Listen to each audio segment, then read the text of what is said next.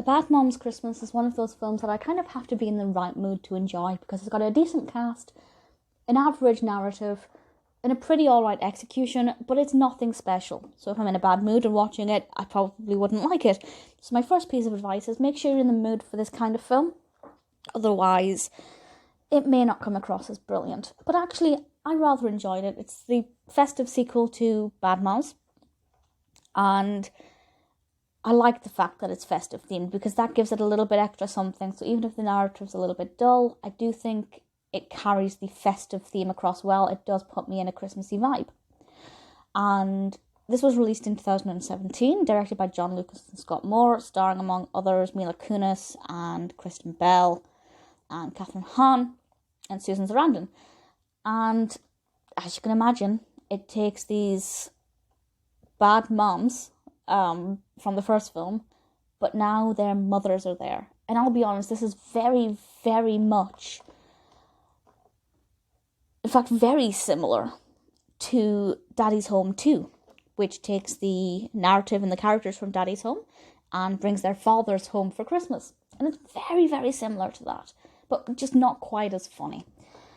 I do like that we have their mothers coming home and we get to see the similarities between the mothers that we learned about in the first film and how they compare to their own parents and where their personality traits came from and what their parents are like and where the contrasts are.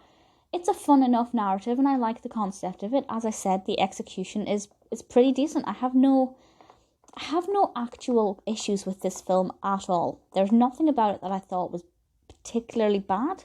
Nothing was dull. The soundtrack's decent. The acting's obviously good. The narrative, the concept, brilliant.